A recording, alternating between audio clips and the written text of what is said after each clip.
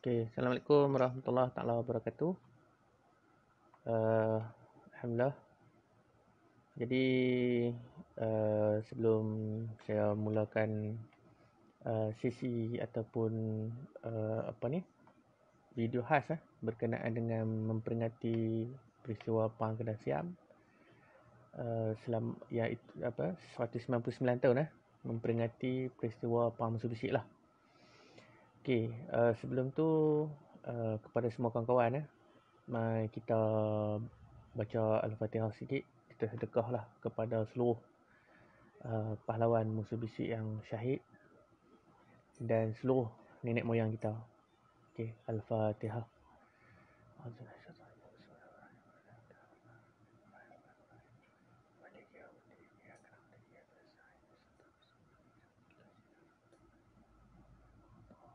Amin.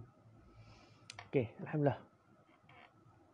Terima kasih kepada semua yang menonton pada malam ni ya. Okey, jadi sebelum tu saya memperkenalkan diri saya. Saya Muhammad Herman Beruslan. Saya daripada Kedah lah, tapi menetap di Pahang. Jadi saya sudah membuat penyelidikan tentang Perang Kedah Siam ni sejak tahun 2016. Dan saya sudah menulis sebuah buku lah berkenaan dengan tajuk ni yang bertajuk Gajah Putih di Bumi Geroda. Ini yang first cover. Lepas tu yang untuk second cover, yang ni buku dia lah. Okey. Buku ni kalau hampa nak, hampa boleh PM saya lah. Ada lagi 8 kopi saja. Okey. Alhamdulillah. Pertama saya ucapkan terima kasih lah kepada Pisces Tourism kerana sudi menjemput saya untuk cakap tentang Perang Kedah Siam ni lah. Saya faham bahawa ramai orang tertanya-tanya kenapa tiba-tiba di Facebook ni pakai DP bendera Kedah yang lama. Ini menimbulkan satu pertanyaan yang bertubi-tubi lah. Malah ada yang merasa tak selesa dengan apa yang kita nak buat. Okey, kononnya kita nak membangkitkan semula kisah-kisah lama, dendam dan sebagainya lah di antara orang Melayu dengan orang Siam. Okey, untuk itu saya nak bagi penerangan sikit. Sejarah yang berlaku kita tak boleh buat apa. Kita tak boleh ubah, kita tak boleh nak buat apa-apa pun. Jadi memperingati pahlawan musuh bisik ni sekadar kita nak mengingati perjuangan nenek moyang kita dulu, bagaimana mereka susah payah selama 21 tahun berperang bersungguh-sungguh untuk mendapatkan semula negeri Kedah. Ini kita kena faham. Dalam situasi negeri-negeri Melayu, dalam situasi negeri-negeri Melayu, Kedah saja yang berperang selama 21 tahun. Yang ni kita kena perjelas, kena faham betul-betul. Pasal dalam negeri-negeri lain tidak ada perang yang sepanjang ini. Jadi sebab tu orang Kedah ni dia merasa begitu dekat dengan peristiwa Perang Kedah Siam. Dan orang-orang daripada negeri lain jangan pelik lah. Saya mohon jangan merasa pelik apa semua lah. Dengan tengok semangat orang Kedah. Pasal kami ni membesar dengan cerita datuk nenek moyang kami dulu ni berperang bersungguh-sungguh. Mati sampai 7,500 orang. Mati berperang dalam keadaan yang serba kedaifan tu. Tok nenek dulu dia perang sungguh-sungguh lah. Dan tak berhenti. Dan tak pernah putus asa. Okey, jadi berkenaan dengan bendera ni, ini adalah bendera lama. Hampa boleh tengok dekat komen-komen tu. Ini adalah bendera lama Kedah yang pernah digunakan lah sejak zaman Sultan Muhammad Jiwa lagi lah. Dan kemudiannya selepas perang tamat, bendera Kedah ni rimau tu dibuang dan bendera Kedah warna merah saja. Kosong. Kosong. So korang jelas no. Saya kena tarik sikit. Okey. Kemudiannya tak jatuh. Banyak sangat mesti duduk masuk. Kemudiannya bila zaman moden barulah bendera yang ada kita kenal pada hari inilah, iaitu yang ada jata. Ini perubahan-perubahan bendera yang ada di negeri Kedah lah setakat ni. Tapi dalam kajian yang pernah saya buat lah satu masa berkenaan dengan Raja Bersiung, ada satu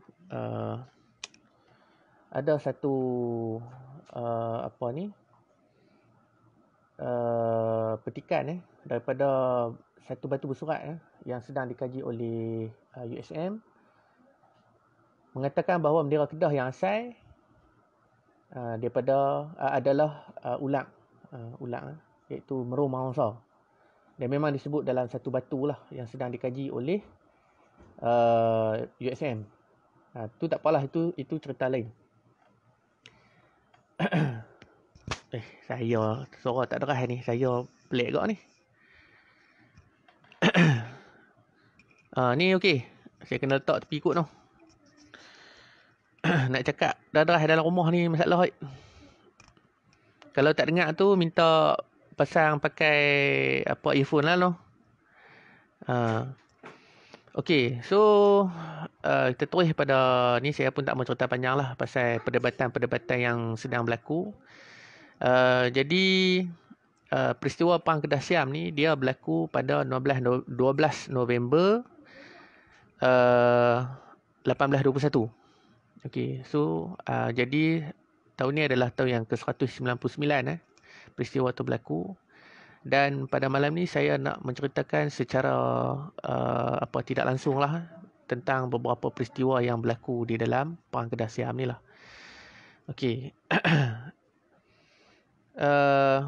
Perang Kedah Siam ni adalah satu perang yang berlaku di negeri Kedah. Negeri Kedah dulu dia ada 3 negeri Perlis, Pulau Pinang, Setui dan Lengu. 4 negeri lah.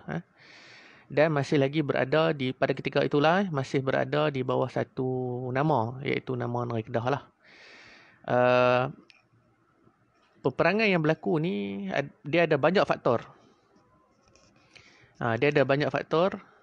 Yang pertama, daripada segi politik dia ada masalah politik dalaman dan politik luaran lah. Daripada segi politik dalaman berlaku perebutan kuasa di antara anak-anak raja, terutamanya waris kepada Sultan Abdullah Mukarram Shah. Selepas kemangkatan beliau, Sultan Ziauddin kedua telah menaiki takhta selama lebih kurang 5 tahun. Jadi dalam tempoh inilah berlakunya perebutan kuasa di antara anak-anak ataupun waris kepada Sultan Abdullah. Jadi sebut pasal Sultan Abdullah ni, saya ada satu kawan lah yang menceritakan tentang di Twitter, mereka duk menyalahkan tentang Pulau Pinang lah yang diserahkan kepada Perancis lain. Ini satu perkara yang perlu kita perhalusi sebab kalau kita tidak memahami struktur politik, international politik ataupun politik antarabangsa yang berlaku pada ketika itu, kita akan menyalahkan sultan-sultan kita.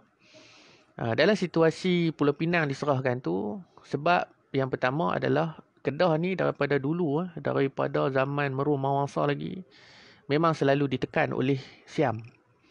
Dan menyebabkan Kedah terpaksa memilih mana-mana orang yang dia boleh bernaung.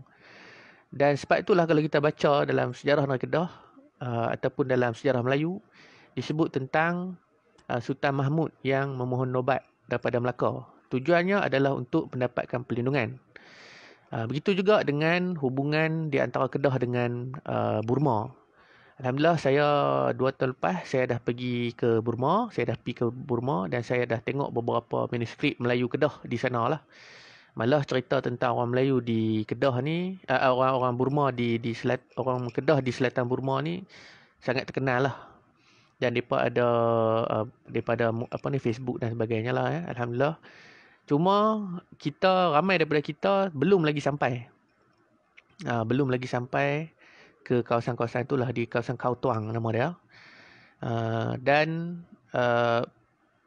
Kedah juga pernah memohon untuk mendapatkan perlindungan daripada Burma. Kemudiannya bila datang British, Kedah juga cuba memohonlah bantuan daripada British lah, daripada mendapat tekanan daripada Siam lah. Jadi peristiwa-peristiwa ni yang menyebabkan Sultan Abdullah Mukarram Shah ni dia terpaksa lah. Dia nak selamatkan negeri ni bukan satu perkara yang mudah. Kita kena faham betul-betul. Bila kita jadi ketua dalam satu unit organisasi pun kita susah nak jaga orang. Apatah lagi seorang sultan yang nak menjaga negeri. Jadi bukan saya saja nak pajak apa semualah walaupun diberi pajakan dan sebagainya. Tetapi kesudahannya tidak menjelabahi kita lah. Dengan liciknya orang putih British ni, jahatnya akai mereka. Sudahnya kita tak dapat dah Pulau Pinang sampai hari ni dan tak tahulah bila balik nak pulang lah kan. Begitu juga dengan Sebang Perai. Sebang Perai apabila satu perjanjian dibuat di antara Sultan Ziauddin kedua yang telah bersetuju untuk memajakkan Sebang Perai kepada Gubernur George Leaf. Okey, pajakan ni dibuat sebab Sultan Abdullah pernah menyerang Pulau Pinang sebabkan perjanjian yang awal tadi ni. Jadi Sultan Abdullah ni telah melancarkan serangan, tapi mereka kalah, Kedah kalah dan British telah menuntut kawasan pesisir Sebang Perai lah untuk dimasukkan ke dalam kuasa mereka. Dan nak jadi cerita, Sultan Abdullah mangkat, kemudiannya British sekali lagi menekan Kedah supaya perjanjian itu dilaksanakan. Maka terbitlah perjanjian Sebang Perai yang disebut sebagai Province Wellesley pada tahun 1800 dan dilaksanakan pada tahun 18 dikuatkuasakan pada tahun 1802. Ini rentetan peristiwa yang berlaku. Okey, semasa penguatkuasaan ini dibuat, jadi berlaku anak-anak kepada Sultan Abdullah ini naik, mula membesar, mula faham bagaimana nak mengurus tadbir sebuah negeri. Jadi depa tidak berpuas hatilah dengan keputusan yang dibuat oleh Sultan Ziauddin. Sultan Ziauddin dan mengambil keputusan untuk mendapatkan nasihat daripada Siam lah. Jadi Rama II pada masa itu telah menghantar Raja Ligok untuk mengurus hal-hal berkaitan dengan Negeri Kedah lah. Dan selepas itu pada tahun sekitar 1804-1805 Sultan Ahmad Tajuddin kedua menaiki takhta. Dia ada cerita yang di belakang tu, ada lagi cerita yang sangat panjang. Dia cerita 1800 sampai 1815 ni ada satu cerita yang begitu panjang. Yang ni saya tengah duk siap 3 paper, insya-Allah saya akan tulis hantar pergi jurnal berkenaan dengan tokoh-tokoh ni. Tapi saya nak pesan kepada kawan-kawan semua yang menonton pada malam ni, benda yang berlaku tu kita ambil iktibar. Jangan kita salahkan depa sebab kita tak duduk tempat depa.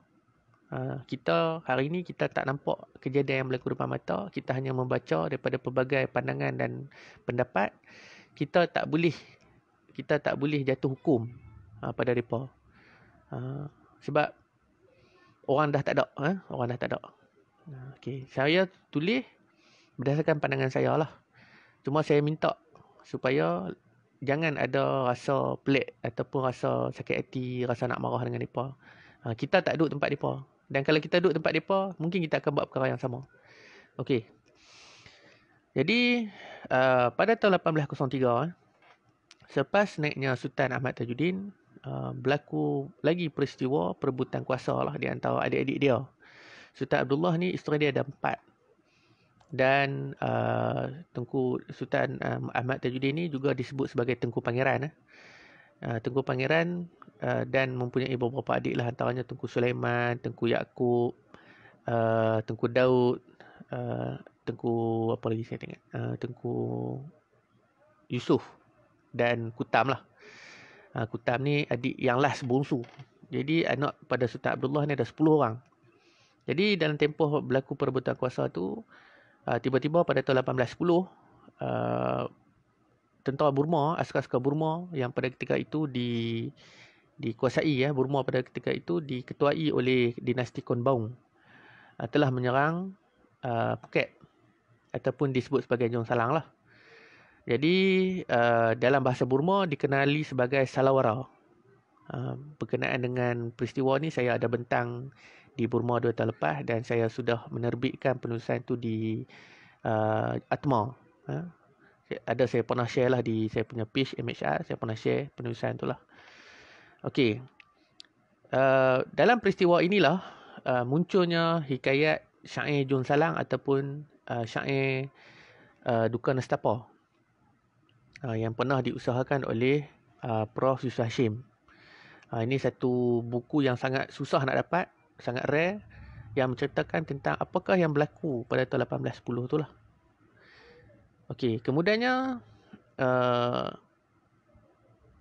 pada tahun 1818 Siam telah mengarahkan Sultan Ahmad Tajuddin untuk menyerang Perak. Untuk menyerang Perak lah, dengan alasan Perak dulu pernah menghantar bunga emas dan perak lah kepada Siam.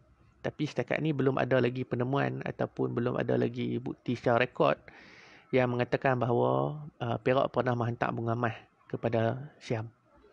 Jadi serangan yang berlaku itu ada banyak versi. Daripada versi Perak, mereka katalah, orang Perak kata dia tidak ada berlaku serangan, tetapi lebih kepada perbincangan di antara wakil Kedah dengan wakil Perak lah, itu Sultan Perak lah. Dan katanya ada helah di sebalik itulah. Manakala dalam bagi sudut pandang saya lah sebagai orang Kedah,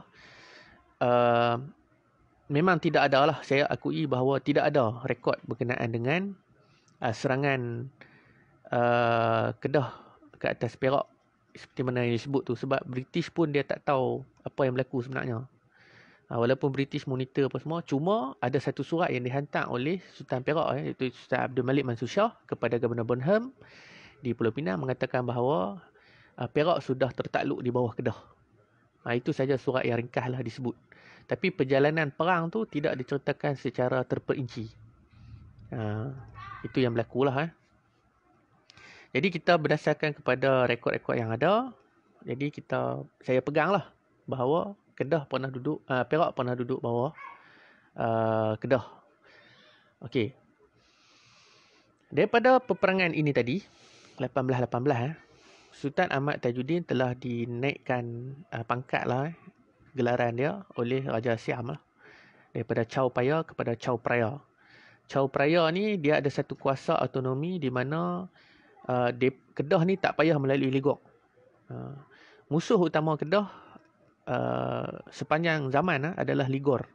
Kita panggil Ligok lah, ataupun hampa boleh Google, disebut sebagai Nakhon Sitamarat. Nakhon Sitamarat ni gubernur dia yang pertama selepas kejatuhan dinasti Ayutthaya pada tahun 1800, seorang Cina telah dilantik menjadi gubernur bagi Ligok, dan dia hiduplah, dia memerintah sampai 1839. Jadi Gubernur Ligok ni dia tak puas hati lah. Dia tak puas hati. Dia kata Kedah ni sentiasa membuat helah dan sentiasa macam nak cuba potong dia lah. Sebab dalam tradisi Ligor, dalam beberapa versi bahan-bahan di Siam menyebut tentang Ligor ni adalah satu satu center kepada negeri-negeri di Segenting Kera. Ini pendapat Siam lah. Dalam At-Tarikh memang ada sebut lah berkenaan dengan serangan oleh Datuk Bendahara. Cuma daripada segi saya kena buktikan, sebab At-Tarikh ni satu perkara yang cukup misteri. At-Tarikh ni dia tulisan dia betul. Saya tak nafi. Cuma dia ambil bahagian-bahagian tertentu daripada penulisan-penulisan yang pernah dibuat oleh orang Barat. Ini satu misteri yang ada dalam At-Tarikh Silsilah. Nanti bila-bila saya akan ceritalah pasal At-Tarikh ni. Okey. Sambung tadi. Okey. Jadi pada tahun 1821, lebih kurang sekitar 1819, Raja Burma yang baru, iaitu Raja Bodo Paya, telah mengutus surat kepada Sultan Ahmad Tajuddin. Begitu juga dengan Raja Cochin China ataupun Raja Vietnam. Tujuannya adalah untuk menyerang kerajaan Siam lah. Sebab Bodo Paya ni hendak mengembalikan keagungan Alaung Paya, iaitu datuk dia yang pernah menjatuhkan kerajaan Ayutthaya pada tahun 1767. Jadi Buruh Paya ni telah merancang untuk melakukan serangan daripada 3 penjuru untuk menjatuhkan kerajaan Siam lah. Okey, so surat itu sebenarnya Sultan Ahmad Tajuddin dia tak tahu apa yang berlaku. Dia tak tahu pasal surat tu. Jadi ketika dalam History Respect of Jiang Ceylon yang ditulis oleh G.E. Gajrini pada tahun 1906 menyebut bahawa surat itu telah dirampas oleh seorang pedagang Cina bernama Allahumma salli ala Sayyidina Muhammad. Lupa dah nama Cina tu. Seorang Cina ni lah, saya lupa dah nama dia. Tiba-tiba pula lupa. Seorang Cina ni yang rampas lah surat tu, dan surat tu telah dibaca. Saya ni masalah okey lah. Orang duk WhatsApp tak berhenti, dia bergegak. Nak tahan dengan apa, betul tak? Allahumma salli ala Lim Hui. Okey. Jadi Lim Hui lah yang merampas surat tu lah. Saya lupa. Terima kasih. Okey, jadi Lim Hui ni seorang pedagang daripada Macau. Dia orang Macau. Dia yang telah merampas surat tu, dan surat tu telah dibawa ke Ligor dan menjadi bukti yang besar lah kepada Raja Ligor untuk menyerang Kedah. Sebenarnya surat tu tadi Sultan Kedah tak tahu langsung. Tidak diketahui langsung, dan apabila Robert Hunter yang menjadi pedagang di Bangkok, dia ni spy kepada British. Dia mengatakan dia menghantar surat kepada Gubernur Bonham mengatakan bahawa tentera Bangkok sedang bersiap sedia untuk menyerang Kedah. Jadi surat itu sampai kepada Bonham bagi tahu kepada Sultan Ahmad Tajuddin. Jadi Sultan Ahmad Tajuddin kata sebenarnya bukan dia tak mau hantar bunga emas, tetapi dia demam. Jadi dia tak boleh buat apa. Itu pandangan ataupun itu yang dikatakan oleh Sultan Ahmad Tajuddin. Tapi sebenarnya dia tak tahu langsung berkenaan dengan surat itu tadilah. Jadi apabila apabila serangan tu berlaku, jadi Sultan Ahmad Tajuddin ni dia macam tertanya-tanya kan, sebab apa yang jadi kan, sebab apa yang berlaku. Cuma daripada beberapa bahan yang lain kita petik daripada sumber Siam dan sebagainya, termasuklah dalam Benih Papers, termasuklah dalam SSR ataupun Settlement Record, menyebut bahawa Sultan Ahmad Tajuddin sudah menghantar orang, iaitu seorang penghulu daripada Nakar Nambur untuk pergi ke Setui. Sebab masa tu tentera-tentera daripada seluruh Siam sedang berada di Sungai Baru di Setui. Dengan katanya alasannya adalah untuk menyerang Phuket. Jadi dia ada penyamaran, penipuan dan sebagainya. Biasalah perang Jadi bila Sultan Ahmad Tajuddin dengar cerita tu, dia pun orang kata apa, dia berundur ke Pulau Tiga. Berundur ke Pulau Tiga tu sebab kemungkinan lah dia duk fikir pasal bunga emas tu dia tak hantar. Jadi Raja Siam dah bagi, Raja Ligor tadi dah bagi amarat, kalau hantar-hantar bunga emas ni hang akan jadi apa-apa lah. Jadi sebab tu Sultan Ahmad Tajuddin dia berundur ke Pulau Tiga. Pulau Tiga ni di Sungai Muda, Sungai Marbuk dekat dengan Sungai Petani. Pulau Tiga tu masih lagi wujud. Okey, jadi bila berundur, dalam Atas Silsilah menyebut bahawa ketika itu Sultan Ahmad Tajuddin sedang melihat satu pekerjaan oleh rakyat di situ, buat satu terusan di Simpok lah, dia tulis Simpok lah. Jadi pada ketika itu dia sedang melihat kerja-kerja yang dibuat tu, dan tidak berapa lama kemudian dia sampai satu berita bahawa kota Kuala Kedah diserang pada tarikh esok lah, 12 November 1821. Okey. Jadi dia ada satu cerita yang di balik cerita yang kami duk kaji. Saya ni ada beberapa orang yang duduk di belakang saya lah, selain daripada antaranya ialah Dr. Ibrahim, pengurusi Persatuan Sejarah Malaysia Jangan Raya Kedah, Encik Samsul, Timbalan Pengurusi Ridwan ataupun Wan Kuala, Pengiran Muda Al-Furqan, Sapni Syaroni, Fred Rizal, Nabi Nadri, dan Wafi Ahmad. Ramai lagi orang-orang yang duduk di belakang saya ni, yang di belakang tabir. Kami duduk kaji benda ni. Jadi cerita di Pulau Tiga tu menimbulkan sedikit keraguan. Jadi kami duduk kaji benda tu lagi. Okey, jadi apa yang berlaku di Kota Kuala Kedah? Okey.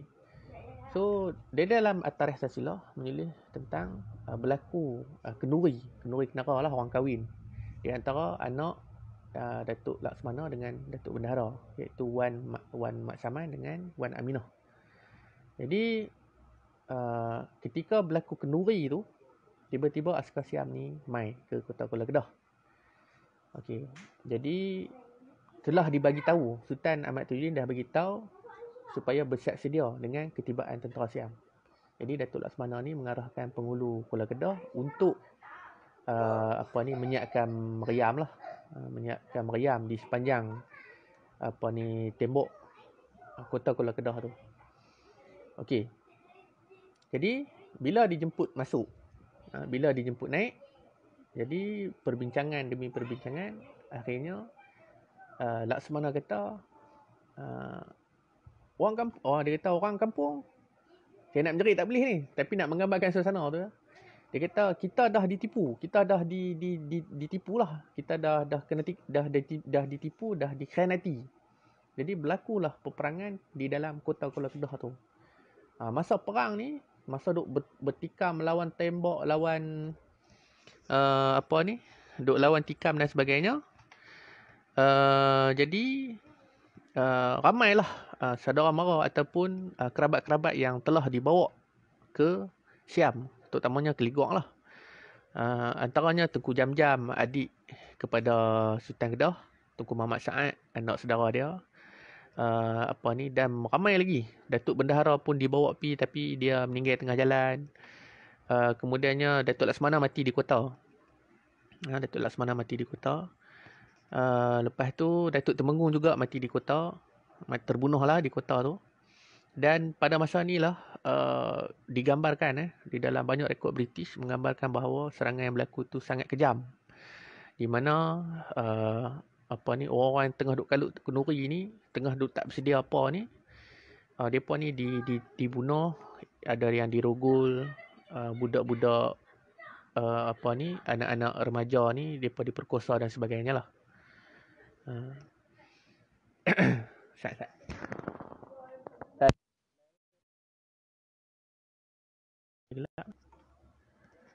Okey. Jadi akhirnya Kota Kuala Kedah ni dibakar lah.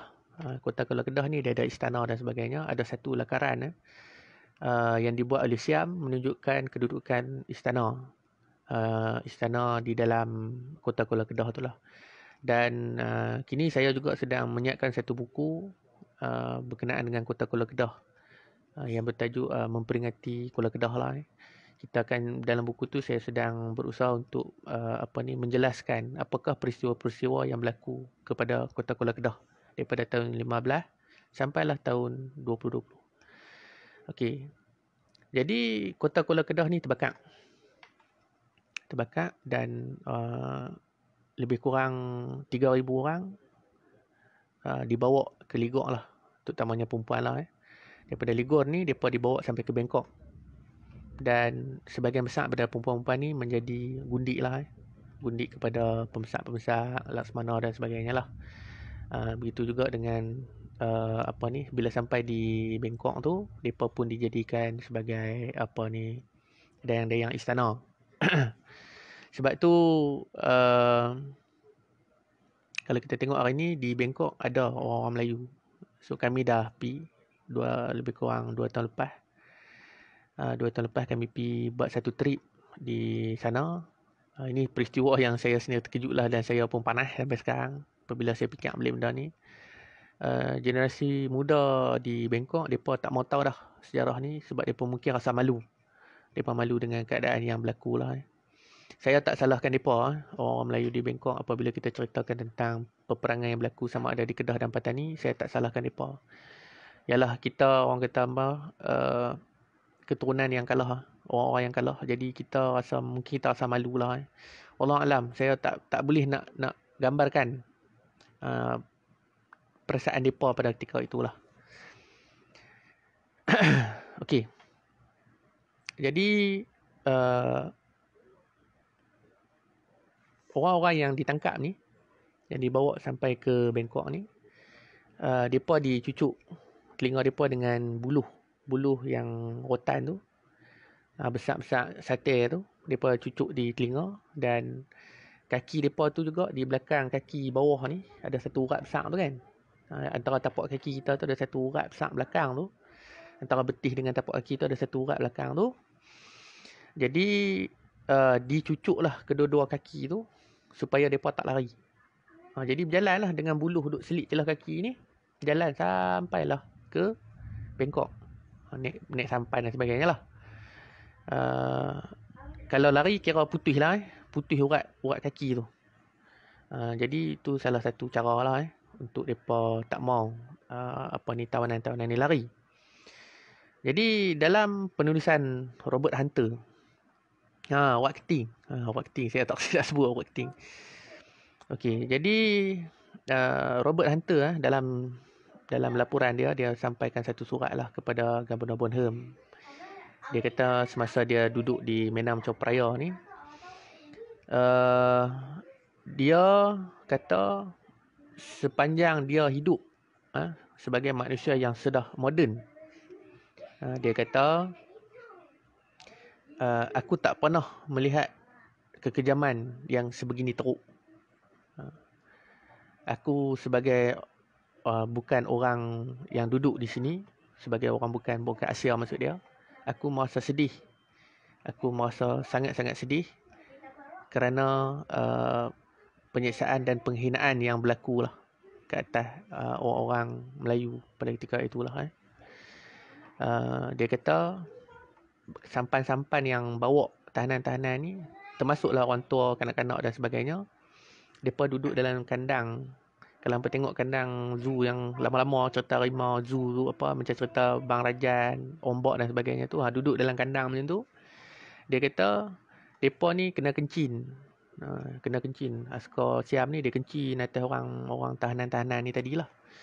So kena pukul, kena ludah, kena cucuh dengan api dan sebagainya lah. Dia kata ni satu, dia kata dia terlampau sedih. Terlampau sedih melihat keadaan yang berlaku pada ketika itu. Tapi dia tak boleh buat apa, sebab dia berseorangan, dia adalah satu-satunya orang British pada ketika itu yang berada di Bangkok. Daripada cerita ni tadilah yang menyebabkan British cuba untuk tolong Sultan Ahmad Tajuddin. Dan kemudiannya British cubalah melindungi Sultan Ahmad Tajuddin apabila Sultan Ahmad Tajuddin berunduk, termasuklah orang-orang Kedah yang berundur ke Sabang Perai. Dalam Burning Papers disebut dulu Sabang Perai ni ada lebih kurang 10 orang saja. Susah nak tengok orang ada di Sabang Perai, dia kata. Dalam Burning Papers lah, daripada catatan James Low. James Low ni dia adalah ketua polis, kapten polis yang ditempatkan di Teluk Air Tawak. Dia kata mula-mula masa Demai dulu ada lebih kurang 10 orang saja. Susah nak tengok. Tapi selepas perang Kedah Siam tu berlaku, tiba-tiba ada 14,000 orang Kedah yang duduk di Sabang Perai. Terutama sekali di sepanjang Sungai Perai itulah. Daripada situlah ada, macam hari ni kita kenal dengan nama kampung-kampung yang sangat dekat dengan Kedah. Kampung Lahak Tabut, kampung Setui, kampung Lahak Minyak dan sebagainya. Semua tu ada sejarah masing-masing. Semuanya ada sejarah masing-masing. Dan depa inilah, depa ni pada saya, depa inilah orang Kedah yang asal, yang original, yang berpindah. Dan untuk mengetahui apa, Kota Kuala Kedah selepas perang tu tinggal tak ada orang, padang jarak, padang terkukuk. Tak ada siapa duduk. Habis, kering kontang, tak ada siapa. Kalau start semua sunyi, tak ada siapa. Itulah yang dilaporkan oleh wakil Raja Siam, wakil Raja Ligok yang duduk di Kedah selama 20 tahun tu, dia kata Kedah memang susah nak jumpa orang. Dia kata Al-Ustaz ni sunyi, tak ada siapa. Perdagangan lumpuh, mati dan sebagainya lah. Okey. Kemudiannya, start pada tahun 1825, Sultan Ahmad Tajuddin memulakan gerakan lah. Dia menyeru lah beberapa orang waris dia.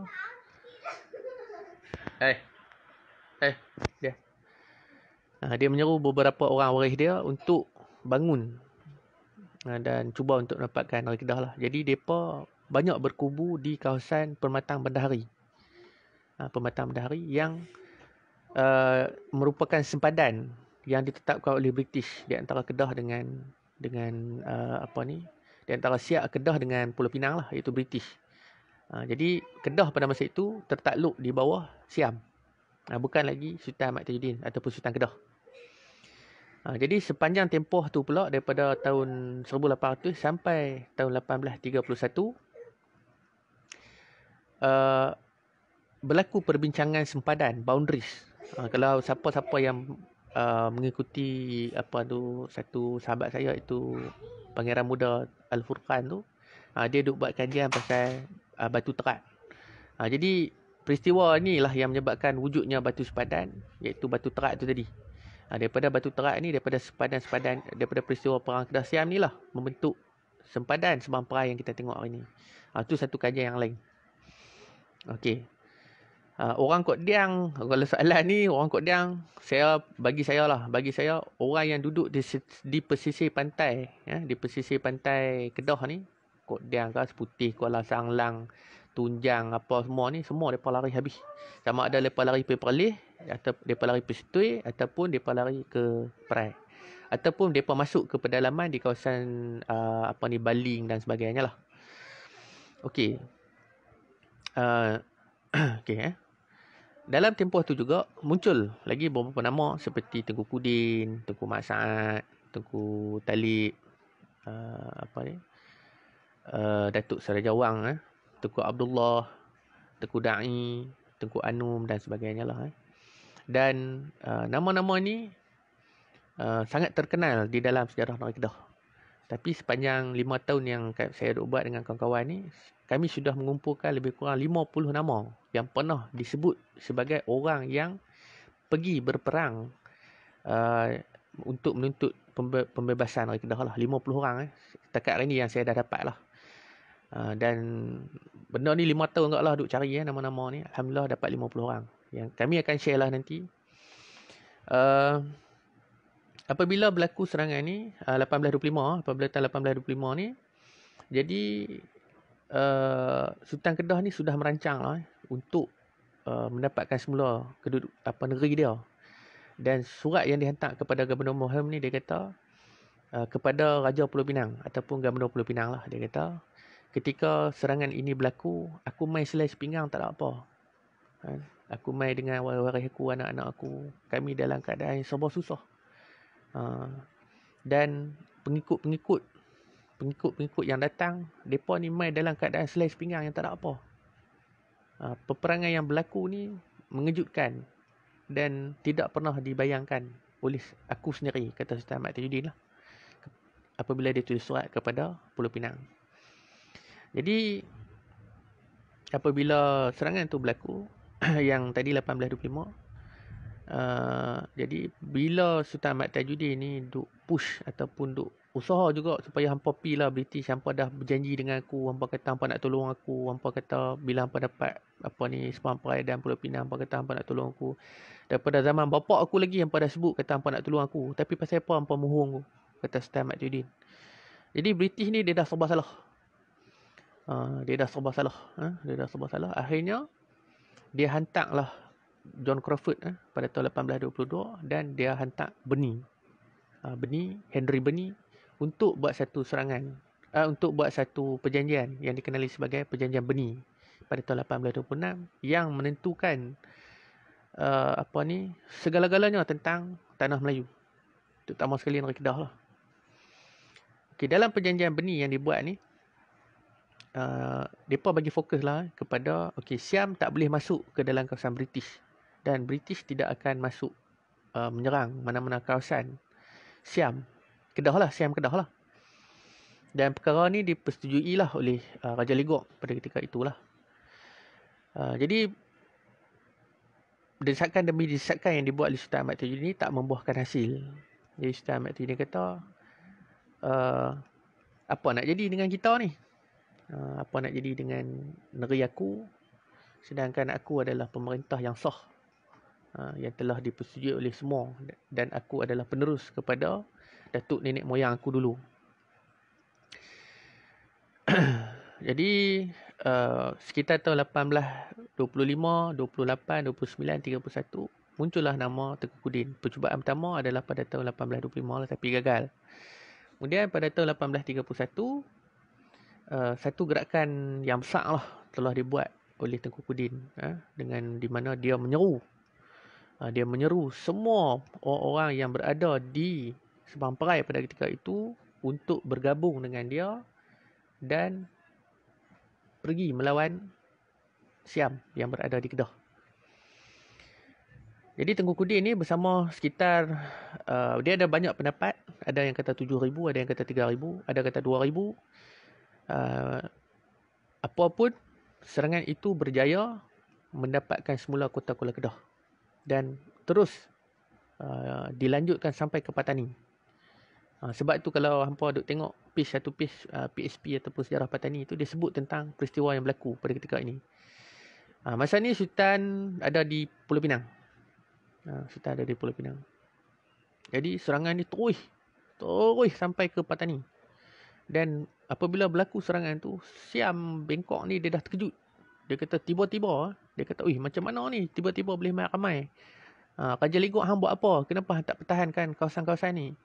Jadi semua orang di Siam gelabah, dan Raja Bangkok ataupun Raja Siam ni tadi ni telah mengutuskan tentera untuk melawan, untuk menentang semula kemarahan tentera-tentera Melayu, terutama daripada Kedah dan daripada Pantai Timur. Jadi gabungan tentera iaitu daripada Kedah, Pulau Pinang, Perlis, Setui, Langkawi, Kelantan, Patani, Terengganu telah bergabung dan mereka perang besar di satu kawasan lah di Patani. Tapi sayangnya mereka kalah disebabkan sepanjang perjalanan tu tentera dah ramai mati. Jadi mereka pun dah tak ramai orang. Dan kedua-dua pasukan ni tak bertemu. Kedua-dua pasukan ni antara Patani dengan Kedah ni dia tak bertemu. Satu dia atas lebih kurang 10 km, yang seorang lagi di bawah ni. Jadi mereka cuma dengar cerita saja. Nak pi tak boleh pasal Siam duk sekat. Dan ada juga cerita yang mengatakan bahawa disebabkan hujan, ribut dan sebagainya, jadi serangan tu gagal lah. Perak ada. Perak pun menghantar jugalah sebab di kawasan beras. Okey. Saya tengok balik paper saya ni, kadang lupa.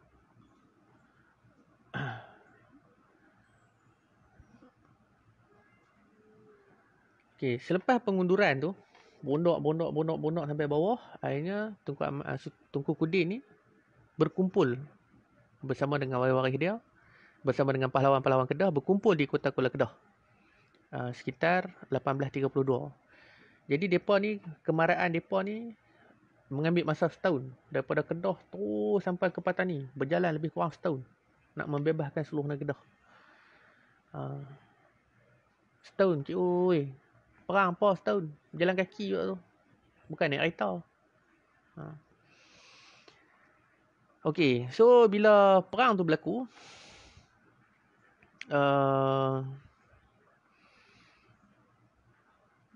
Tengku Kudin ni yang berundur dan berkubu di kota Kuala Kedah bersama-sama dengan 1,255 orang Seri Kandi dan pahlawan 600 orang perempuan, 655 lelaki telah bertahan di kota Kuala Kedah selama 5 bulan. Dan berlaku juga pertempuran di Sungai Kedah, di hadapan Kota Kuala Kedah tu. Ini yang dicatatkan oleh Siam. Dan ada sebiji kapal yang disebut namanya Sisaka. Sisaka. Jadi semua mati. 1255 orang ni mati di dalam kota. Dan katanya mereka ini telah dikepung selama 5 bulan. Dan pada 18 April 1832 akhirnya Kota Kuala Kedah yang dipertahankan oleh Tengku Kudin berjaya ditakluki semula oleh Siam dengan kekuatan yang begitu besar lah. Okey, jadi habis 1831. Sejarah ni kita bukan nak cerita sedih saja. Ada juga kekuatan-kekuatan yang kita terima, tetapi kita tak cukup tak cukup untuk kita daripada segi logistik orang Kedah tak amai tau. Macam saya sebut tadi lebih kurang 14,000. Ada walaupun ada gabungan-gabungan daripada negeri-negeri lain, tetapi tak amai. Kalau kata sebut 7,000, Siam dia boleh bawa 30,000. Dia boleh bawa 30,000. Depa bagi depa tentera ni tak ada masalah. Jadi daripada segi itulah yang menyebabkan kita kalah. Okey. Selepas kematian Tengku Kudin.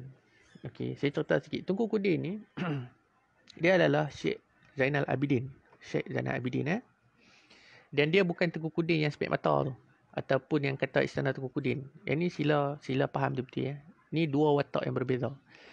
Tengku Kudin yang lagi seorang tu, Tengku Kudin disebut sebagai Tengku Kudin Selangor, walaupun dia orang Kedah lah, tapi dia sangat dekat dengan peristiwa-peristiwa yang berlaku di Selangor. Okey, Tengku Kudin yang 1831 ni adalah, nama dia adalah Syekh Zainal Abidin Syekh Zainal Abidin yang merupakan anak kepada Kutam, Tengku Hitam. Tengku Hitam ni adalah adik kepada Sultan Ahmad Tajuddin lah, yang telah menikah dengan seorang Said di Palembang. Jadi masa peperangan tu berlaku, dia ada di seberang perai lah. Dan dalam buku saya tu saya ada tulis juga punca utama, antara punca ataupun penyebab kenapa Tengku Kudin menyertai perang ni, pasal Raja Ligok ni telah bersekongkol ataupun telah menjemput kumpulan kongsi gelap Haisan yang pada ketika itu duduk di Pulau Pinang lah. Sampai hari ni pun ada Haisan tu. Katanya telah mengupahlah kumpulan Haisan ni untuk mengebom rumah Tengku Kudin. Peristiwa ni disebut dalam buku Triad and Tabut yang memetik The Singapore Chronicle 1832 lah. Dia kata Tengku Kudin ni satu malam rumah dia balik rumah dia kena bom. Jadi anak dia semua mati. Anak dia ada satu orang saja yang selamat. Yang lain semua mati. Dan digambarkan Tengku Kudin ni, saya tahulah masa saya tulis tu, saya menggambarkan orang rumah duduk dalam rumah kena bom. Saya bayang mereka ni semua melambung. Dan Tengku Kudin ni digambarkan seorang yang bukan cengkok dia capik-capik. Dia capik. Dia seorang yang capik lah. Dan disebabkan peristiwa tu dia terlampau geram, akhirnya dia pun pi. Sebab pada mulanya Tengku Kudin ni disebut-sebut sebagai orang yang boleh mengganti kedudukan Sultan Ahmad Tajuddin lah, antara calon-calon yang dikatakan boleh menaiki takhta. Tapi Tengku Kudin kata aku tak mau. Tengku Kudin kata dia hidup dalam keadaan yang macam ni lah, dia boleh redha lah dengan kehidupan dia. Okey. Syekh Zainal Abidin Syihabuddin. Terima kasih Dr. Ibrahim. Dr. Ibrahim Bakar Langkawi ni ialah pengerusi Persatuan Sejarah Malaysia Negeri Kedah. Jadi bagi semua orang Kedah, saya juga nak promote sikit lah. Mohonlah menjadi ahli persatuan, dan pakat-pakat mari kita tolonglah kami di persatuan ni untuk kita angkat balik sejarah Negeri Kedah. Okey, boleh add friend dengan Dr. Ibrahim. Dia seorang yang mudah untuk kita dekati, insya-Allah. Okey. Lepas habis Tengku Kudin meninggal, jadi keadaan sunyi Dua orang anak dia selamat. Okey. Syekh Hasan dengan Syekh Husin. Ni Syekh Nahar Shihab. Syekh Nahar Shihab ni adalah waris kepada Tengku Kudin.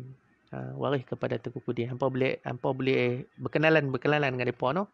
Ni sami-sami duk lalu nama-nama ni yang saya kenal ni, saya akan perkenalkan lah. Syekh Nahar Shihab ni adalah waris kepada Tengku Kudin. Dia lebih arif tentang Tengku Kudin ni lah. Okey. Waalaikumsalam orang Perlis daripada Hong Kong. Okey. So pada tahun 1838 saya kena tengok bateri. Okey, 11%. Okey, so pada tahun 1838 muncul pula seorang lagi tokoh iaitu Tengku Muhammad Saad. Tengku Muhammad Saad bin Tengku Daud lah.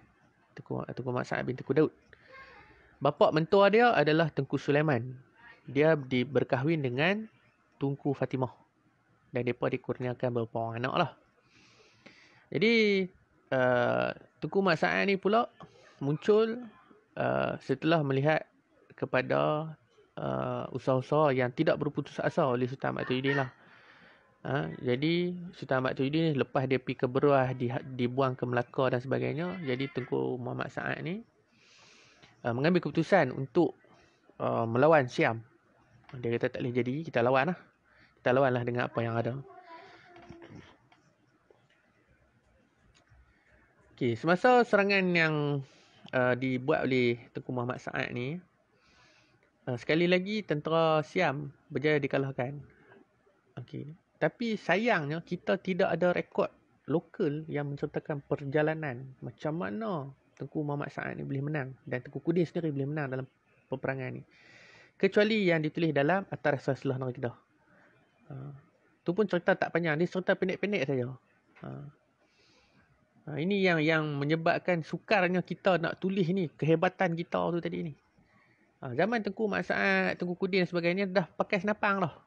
Bukan setakat pakai keris, pakai lembing, dah pakai senapang dah, dah pakai meriam dan sebagainya. Dan dah tak ada benda yang pelik.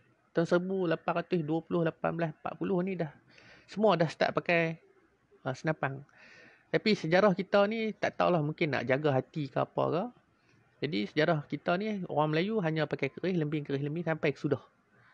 Jadi keadaan-keadaan inilah yang menyebabkan kita kena tengok balik sejarah kita dan kita kena berjuang. Kita ni kena pakat-pakat, kena ramai-ramai. Kena ramai-ramai mengangkat balik sejarah kita. Dia tak boleh tunggu hang pi dulu lah, aku pi ikut belakang. Tak boleh dah macam tu. Tu bukan zaman dia dah.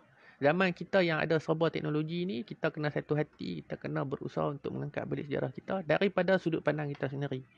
Walaupun kadang-kadang benda tu mungkinlah tak logik ke apa ke, tapi kita kena angkat dulu. Biasalah benda yang kita tak tahu ni dia akan jadi satu orang kata benda yang pelik lah kepada masyarakat dan sebagainya lah. Tapi kita kena buat lah. Kita kena buat kajian dan ramai-ramai kena mengkaji balik sejarah kita yang hilang ni. Dia tak hilang. Sejarah Melayu ni dia tak hilang. Dia cuma tak ada orang pergi kaji. Saya mengkaji tentang Perang Kedah Siam ni daripada tahun 2014. Sekarang dah 2020. 6 tahun saya dah buat kajian. Dr. Ibrahim dengan kajian mengenai duit shilling. Duit shilling Kedah. Dia ada banyak koleksi. Lepas tu Atan ataupun pengarah muda ni mengkaji tentang sejarah-sejarah di Sabang Perai. Tapi takat kami lah kan, seorang-seorang kami apa nak jadi kan. Kami boleh cakap benda tu macam ni lah, boleh live, boleh bagi sedikit pengetahuan kepada hampa. Tapi hampa bayang kalau ada 300 orang yang menulis tentang sejarah ini, jadi dia akan bangun. Dia akan bangun. Semua orang akan terangkat. Semua orang akan merasakan betapa pentingnya sejarah ni tadi. Okey. Balik pada cerita Tengku Mat Sa'ad ni. Saya lupa. Muhammad Sa'ad. Ambil nafas tak?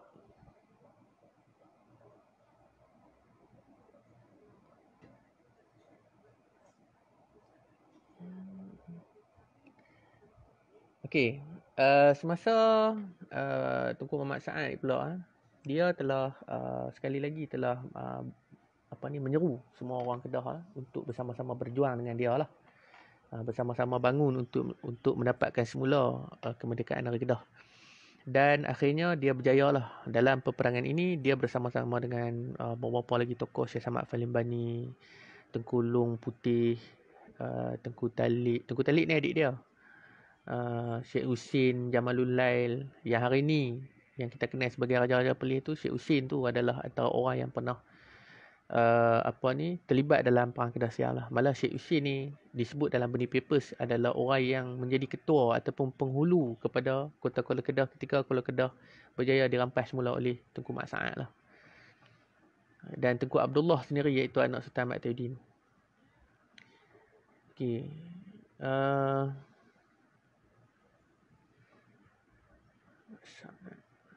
Saad ni. Okey. Sana.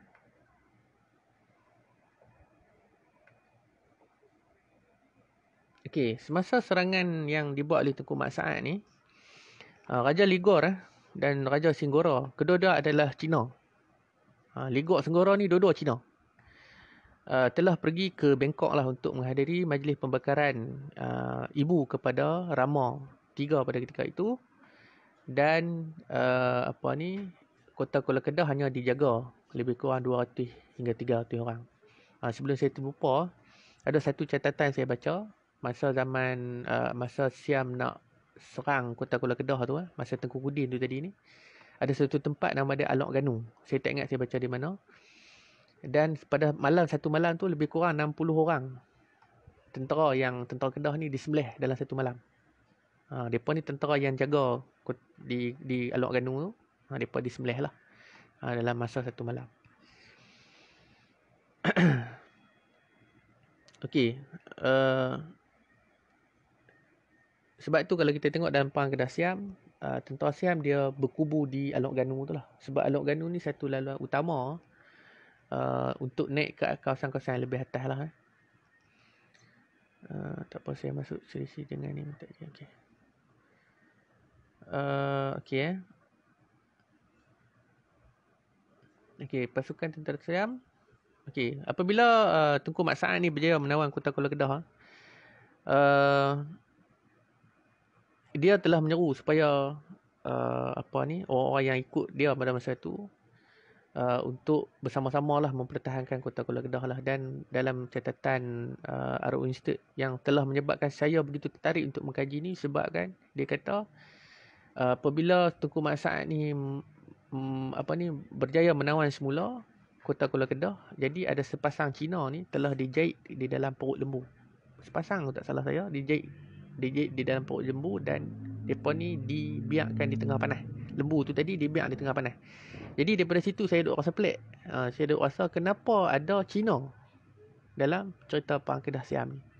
Dan saya kaji, rupanya inilah yang berlaku. Raja Ligor Cina, Raja Singgora Cina, Haisan Cina. Jadi perang ni bukan kata perang dengan Siam. Bukan Siam semata-mata, tetapi Cina. Ni lagi ada orang kata saya resis ke apa. Saya banyak kali dah orang duk tuduh saya resis ni. Tapi tak kisahlah. Okey. Pada masa ni lah kalau hampa baca dalam semasa pengunduran, bila dengar Kota Kuala Kedah ditawan, Raja Siam pun terkejut. Jadi dia sudah menghantar lebih kurang 7,500 orang askar bersama dengan lebih kurang 3,000 ekor gajah untuk mendapatkan semula Kota Kuala Kedah. Pada masa inilah yang disebut oleh Sherlock Osborne dalam buku dia. British masa ni dia duk kepung dia duk kepung laut. Dia kepung semua kuala-kuala sungai, dan sesiapa orang Melayu yang melintah kawasan sungai dituduh sebagai lanun. Dia kata satu-satunya undang-undang untuk tangkap puak-puak ni ialah dengan mengatakan bahawa mereka adalah lanun. Sebab tahun 1820 tu zaman lanun tengah duk hebat lah di seluruh dunia. Yang boleh main cerita Pirate of Caribbean dan sebagainya lah. Okey, jadi mereka kata dengan undang-undang ni saja kita boleh tangkap mereka. Sebab dia ada pertikaian antaranya J.R. Logan yang mengatakan bahawa kenapa British mengatakan bahawa orang Melayu adalah lanun, sedangkan mereka mempertahankan negara mereka dan mereka sedang mendapatkan kembali kedaulatan mereka. Kenapa benda ni? Kenapa British mengambil keputusan untuk bersekongkol dengan Siam? Ini kata J.R. Logan. J.R. Logan ni hampa pergi ke Padang Kota, hampa tengok satu tempat, nama satu jalan, J.R. Logan. Dia tu adalah, dia orang yang agak pro kepada Melayu lah. Dia seorang lawyer.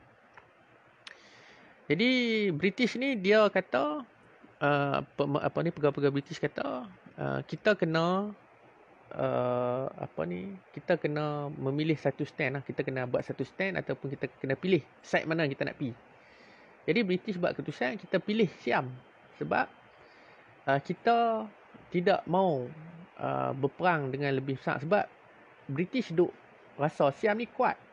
Walaupun Crawford pergi dalam dalam Crawford Papers 1822, masa Crawford pergi untuk perbincangan pertama, Crawford kata kalau aku bawa sebiji kapal yang ada 6 biji meriam, bergantin, kapal bergantin yang dengan 6 biji meriam, dia kata aku boleh kalahkan Siam ni, aku boleh kalahkan Bangkok, dia kata.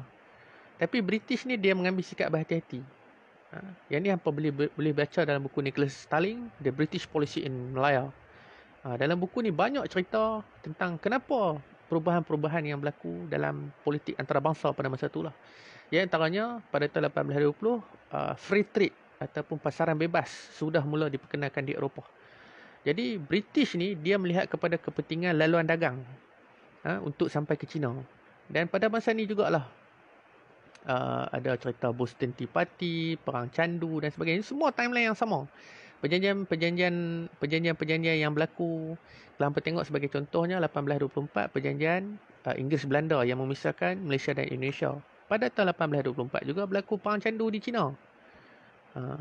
Jadi 1825 orang Kedah bangun untuk mengambil semula negeri Kedah. Jadi benda-benda ni yang sangat rumit.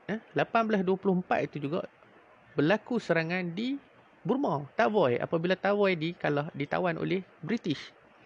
Dan Burma sudah mula mengalami kekalahan dan kuasanya mula rendah, mula mengecil.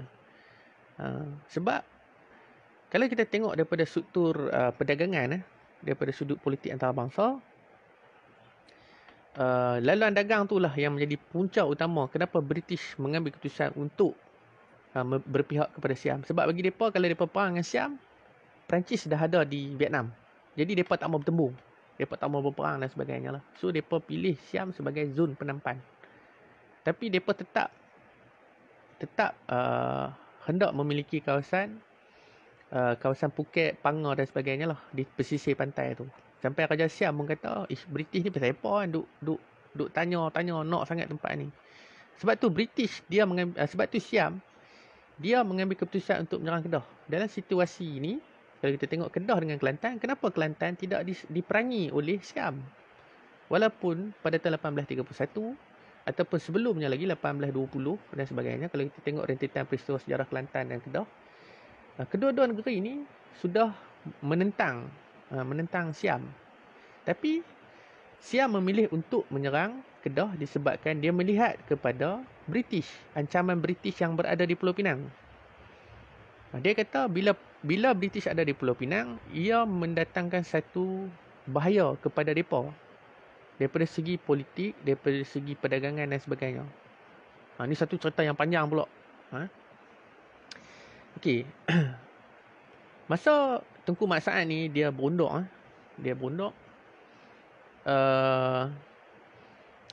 Masa ni lah dalam Syarat Osborn kata dia melihat api di sepanjang pesisir Kuala Kedah.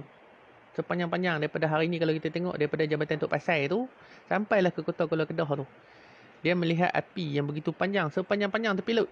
Dia kata, Syarat Osborn kata. Dan dia dengar bunyi kambing, bunyi loceng kambing ni, bunyi loceng lembu dan sebagainya. Punya ramai orang pada masa tu yang lari. Dan mereka ni adalah yang kedua pula, lapis kedua yang pergi ke Sabang Perai.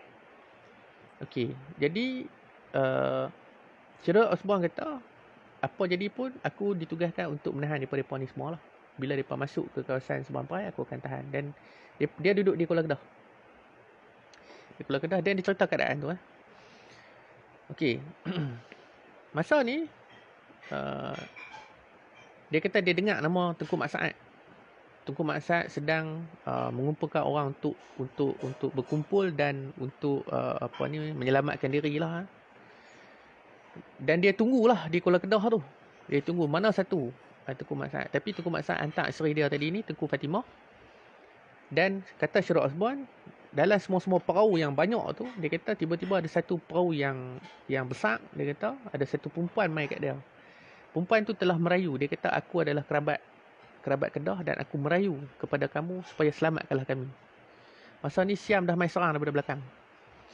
Okey, kata Syarul Osborn, masa kapal duk dayung orang duk selamat diri ni, Siam ni dia mai daripada belakang, dia orang kata apa, dia pancung lah. Dia pancung. Yang mana dah lah ada yang orang mati dalam laut lah apa dan sebagainya lah. Ini yang berlaku lah.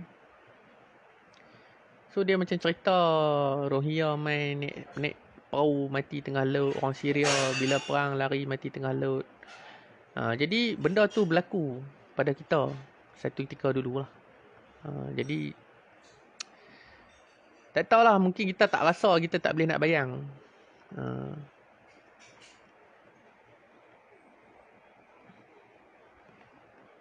Okey. Selain daripada tu, menurut Osborn dia kata bila dia duk ulang-alik, ada yang tak sempat lari lah, orang Kedah ni yang tak sempat lari. Jadi dia kata, aku melihat penyiksaan yang berlaku ke atas orang Kedah lah, yang Saki Baki tu tadi ni. Dia kata antara bentuk penyiksaan dijalankan ialah dengan memasak banduan hidup. Ni dalam Syarul Osborn Syarul Osborn. Bukan saya kata. Ni dalam buku Syarul Osborn. Okey, dia kata dengan cara masak banduan hidup-hidup di belakang pokok, dan mereka itu dibogel dan diikat tangan ke belakang. Maknanya dia duduk tinggung, tangan dia duduk celah pelipat kaki tu, tinggung duduk celah pelipat kaki, ikat tangan. Lepas tu dibawa masuk ke dalam banyak lah, tunggui pokok ni yang ada lubang. Dimasuk dalam tu, kemudiannya diletak lemak binatang. Diletak atas dia, dilumuk. Kemudiannya lubang tu tadi ditutup dengan tanah liat. Kemudiannya diletakkan kayu di sekeliling tunggui tu tadi yang ada orang tu tadi ni. Lepas tu dia dibakar. Ni saya pernah cerita dalam video saya dengan Ibn Rijal. Berapa? 2 tahun lepas. Ini kata Syarul Osborn lah. Jadi Syarul Osborn kata masa ni dia dengar orang tu tadi ni mula-mula menjerit, tolong, panas apa semualah, dia kata. Dengar ni. Dan lama-lama suara tu sayup. Kira mati, kawan tu mati. Jadi depa ni tadi hak kena masak je ni. Orang Siam tu makan. Tentera-tentera Siam ni makan.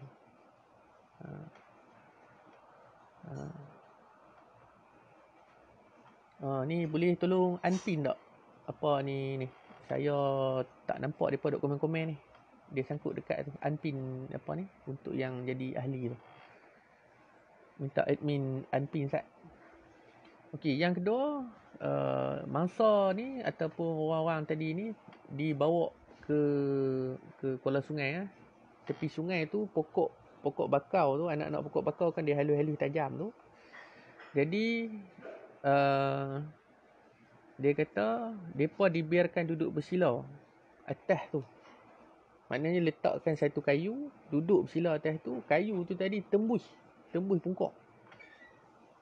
Orang Kedah kata pungkok lah, punggung. Tembus punggung.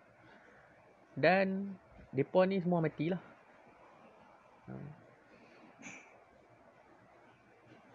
Mangsa dibiarkan sehingga usus mereka ditembusi hingga mati. Ada yang kena campak dan sebagainya lah. Ini tadi yang madu tu. Okey, lepas tu yang ketiga, madu dilumurkan ke atas badan mangsa dan kemudiannya diikat kepada pokok yang mempunyai serangga yang berbisa, dan kemudiannya mangsa dipukul hingga mati. Ini itu penyakit ketiga. Yang keempat ialah perempuan mengandung ni, depa akan belah perut, depa akan bawa keluar budak dalam perut. Sebelum bawa keluar tu depa lawan tikam. Orang Kedah kata lawan tikam. Lawan tikam, lawan teka. Teka anak lelaki nak umpan. Kalau anak lelaki hang menang, ambil lah apa benda aku bertaruh ni. Kalau anak umpan hang kawan ni menang. So untuk menentukan tekaan tu betul atau tak, depa belah perut tu, bawa keluar budak. Tengok oi budak lelaki ke budak umpan lah. Jadi depa habis tu depa campak. Depa campak. Okey. Ini yang dikatakan oleh Syed Osborn lah semasa Tengku Mat Sa'ad ni berundok. Yang ni dah berundok dah kalah. Cerita yang menang tadi tu depa pun sampai juga ke apa ni, sampai ke, kalau tak salah saya depa pergi sampai ke Hat Nyai. Okey. So ada lagi. Dia kata orang lelaki pula mereka akan dihukum dengan kesalahan-kesalahan yang remeh.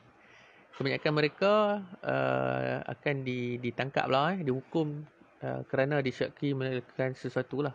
Mereka diikat kepada batang-batang buluh supaya tangan mereka terdepar. Maknanya ada satu gambar yang mereka buat dekat orang Burma. Ada satu gambar famous tu. Dia pancang lepas tu tangan tu berdepar lah. Penghukum ni, orang askar Siam ni akan pakai satu alat yang tumpul. Kapak ataupun batu sungai tu yang ditajamkan hujung dia dan dibelah. Hak tadi ni depa belah hidup-hidup. Depa katok kepala, depa belah hidup-hidup. Lepas tu depa kerat. Kerat. Lepas tu bahagian yang depa kerat ni depa akan campak ke dalam sungai untuk bagi buaya. Supaya buaya jangan kacau depa punya rakit pau dan sebagainya lah. Jadi umpan buaya lah. Jadi buaya pun makan lah. Sungai Kedah ni ada buaya. Main-main. Ingat tak ada buaya? Ada buaya.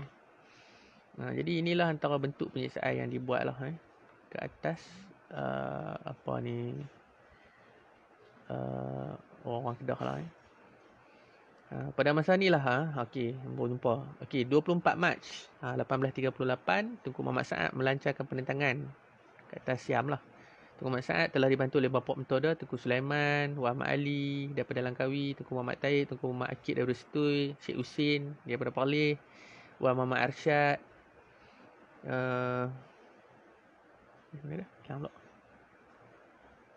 Wan Muhammad Arsyad dari Kayang, Tengku Abdullah anak Sultan Ahmad Tajuddin, Syekh Abdul Samad Falimbani yang akhirnya kepala dia tu kena sembelih kan, kena potong. Yang cerita rakyat kata, cerita lisan kata kepala dia dibawa ke Bangkok lah. Ni cerita-cerita yang tak boleh nak dibuktikan. Ni cerita-cerita lisan. Wallahualam bisawab. Dan Datuk Syahbandar Wan Daud daripada Pulai, Datuk Madi daripada Bandar Baru, Panglima Bukit Kentang Perak juga menghantar 100 orang pahlawan dan 5 buah perahu.